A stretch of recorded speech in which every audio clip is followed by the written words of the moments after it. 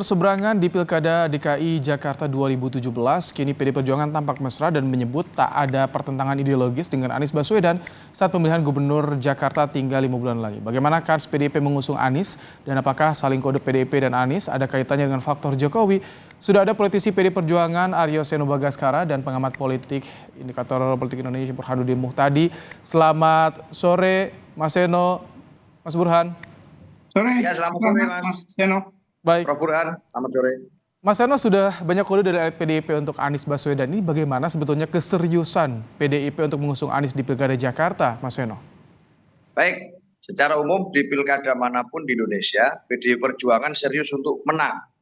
Artinya kami menyiapkan dengan sangat serius segala persiapannya, kesiapan tim pemenangan, termasuk melakukan komunikasi politik dengan berbagai tokoh, dan memetakan siapa saja nama-nama yang potensial untuk kami dukung, serta nama-nama potensial yang kemungkinan akan menjadi lawan politik di dalam pilkada.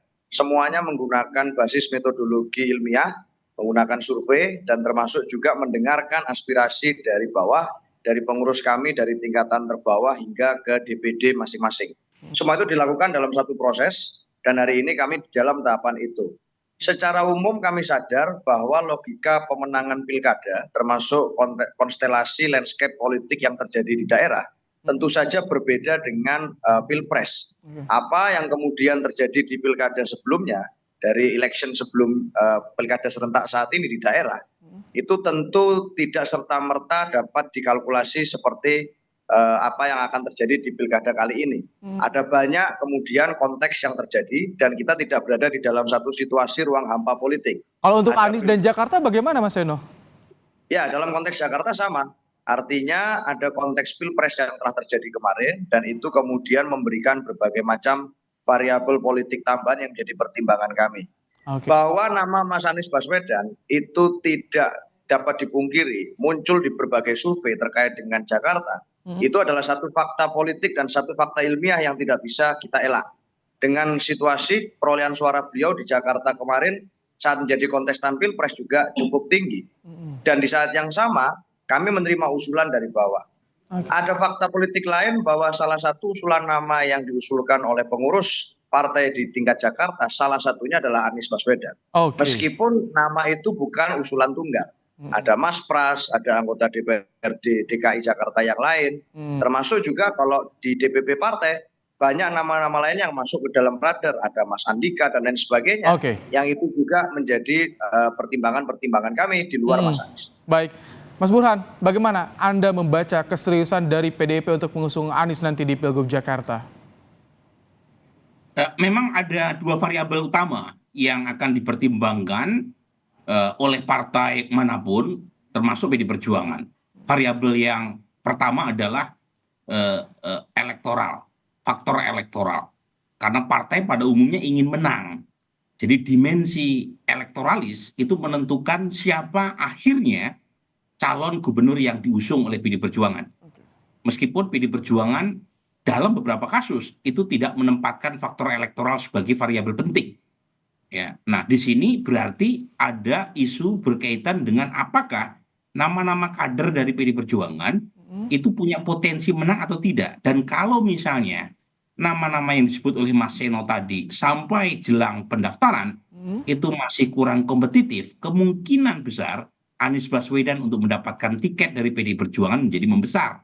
Tentu dengan syarat misalnya memasang cawagup dari kader atau calon yang di-endorse oleh PD Perjuangan. Nah itu yang pertama. Yang kedua, itu dimensi berkaitan dengan peta politik nasional. Karena bagaimanapun Jakarta sangat krusial dan residu pilpres belum sepenuhnya berakhir. Jadi siapapun calon yang akan diasosiasikan sebagai figur yang didorong oleh Jokowi atau Prabowo, itu akan mendapatkan scrutiny ya, dari PD Perjuangan. Dan kalau misalnya itu yang terjadi, Anies Baswedan lagi-lagi mendapatkan privilege, keuntungan. Karena Anies selama ini menjadi figur yang mengeluarkan narasi perubahan yang berbeda dengan arus yang sekarang berkuasa. Baik, Mas Seno, ya betul, ada ke arah ke sana, asal bukan orang Jokowi, maka itu yang akan nanti diusung oleh PDIP. Ya satu, kami memang berorientasi untuk menang di dalam pilkada. Karena apapun gagasan politik, realitasnya harus dikontestasikan dan harus memiliki wadah kekuasaan dalam bentuk kemenangan elektoral. Dan termasuk dalam pilkada kali ini. Tetapi harus menjadi satu variabel pertimbangan juga. Kita sangat sadar secara kronologi sejarah, kami pernah mengalami kompetisi elektoral dengan Mas Anies di 2017. Dan di dalam situasi tersebut di Jakarta, itu menyisakan dua basis pendukung yang sangat fanatik di masing-masing kubu. Baik itu pendukung PDI Perjuangan maupun pendukung Mas Anies. Pada saat kemudian akan ada wacana tentang perkawinan politik semacam ini, kami tentu menimbang secara matang apakah perkawinan yang terjadi itu akan otomatis menambah. Artinya A plus B sama dengan A tambah B. Atau ini malah akan melemahkan basis militansi masing-masing pendukung. Tentunya itu akan jadi satu pertimbangan yang penting selain persoalan perbedaan pendapat yang terjadi pada saat selama Pilkada 2017 yang lalu. Tetapi persoalan apakah ada endorsement atau efek dari orang A, orang B, orang C, hari ini kami berfokus pada kerja-kerja elektoral yang sifatnya gotong royong. Buktinya di Jawa Timur misalnya, ya hari ini PDI Perjuangan melakukan komunikasi politik yang intens dan berharap dapat menjadi satu bagian kerjasama politik dengan Mas Eno, kalau misalkan nanti Kaisang, anak Jokowi ikut di Pilkada Jakarta, ada strategi khusus tidak bagi Jokowi untuk mengcounternya?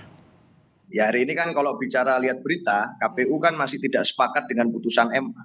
Jadi kami masih menghargai prosedur yang berlangsung dan kami tidak mau berandai-andai karena memang secara penetapan calon harusnya ya mengacu pada peraturan KPU yang sudah disepakati dan tidak berubah-ubah. Itu dulu. Masih menunggu ya PKPU-nya. Mas Burhan, tadi soal perbedaan ideologi pendukung Anies dan juga PDIP, mungkin nggak ini disatukan? Atau apa alasan yang kuat yang bisa menyatukan ini? Nah, memang yang disampaikan Mas Keno betul sekali ya. Jadi ada PR yang belum tuntas, terutama di grassroots. Jangan sampai ketika PD Perjuangan mengumumkan Anies justru malah menjadi bumerang karena mendapatkan resistensi elektoral di tingkat basis massa PD Perjuangan.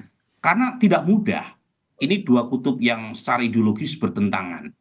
Nah, karenanya perlu dicek, ditimbang dengan sangat matang. Karena bagaimanapun ini pertarungan yang sangat prestisius ya, memperebutkan Jakarta, elit politik menyebut Jakarta sebagai RI3 gitu ya. Jadi nggak boleh main-main. Kalau misalnya pertimbangannya utak-atik gatuk tetapi tidak diuji secara empirik, jangan-jangan malah menjadi bumerang. Karena bagaimanapun ya sosok Anies itu masih menyisakan luka di sebagian basis PD Perjuangan. Tapi kalau Kaisang maju ini PDIP dan Anies bisa bersatu menurut Anda Mas Burhan? Lagi-lagi saya nggak mau berandai-andai ya, karena sampai sekarang saya masih meyakini Kaisang ini tidak maju di Pilkada DKI. Bukan karena komitmennya untuk menghormati aturan main ya, karena aturan mainnya sudah dirubah, tapi lebih karena faktor elektoral. Jadi Mas Kaisang terlalu kecil peluangnya untuk menang. Dan itu secara politik seperti bunuh diri kalau maju di Jakarta. Jangan lupa di Jakarta ini korban calon kepala daerah yang berlatar belakang dinasti sudah banyak, Mas.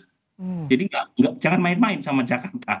2017 itu kan kita punya misalnya Mas AHY itu juga kalah telak ya di DKI Jakarta. Orang seperti Airin pernah mencoba peruntungan sebagai calon gubernur DKI Jakarta, tetapi kansnya turun kemudian pindah ke Banten. Jadi saya tidak yakin Mas Kaisang maju, meskipun dalam politik apapun bisa terjadi.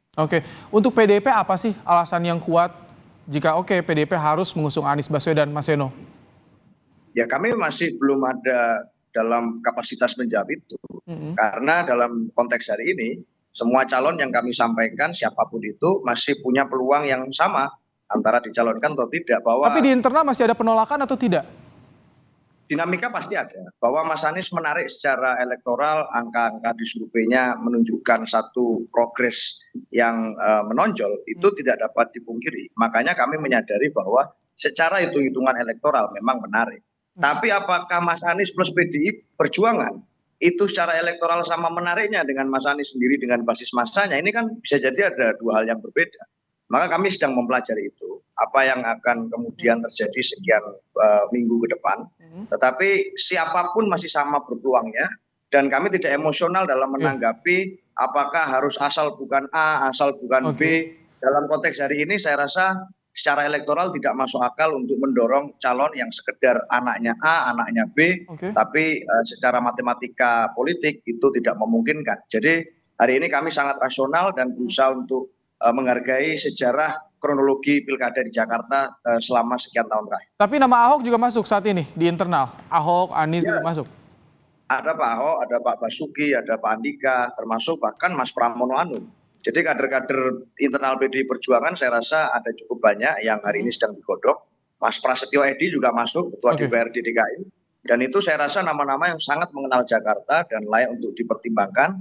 Tetapi tentu alat ujinya adalah bagaimana itu bisa melakukan satu bonding dengan rakyat dan kemudian dapat terbaca melalui survei. Terima kasih Aryo Seno Bagaskara, politisi PD Perjuangan, dan juga Burhanuddin Muhtadi, pengamat politik dari Indikator Politik Indonesia. Terima kasih telah bergabung dengan Kompas Petang sore hari ini.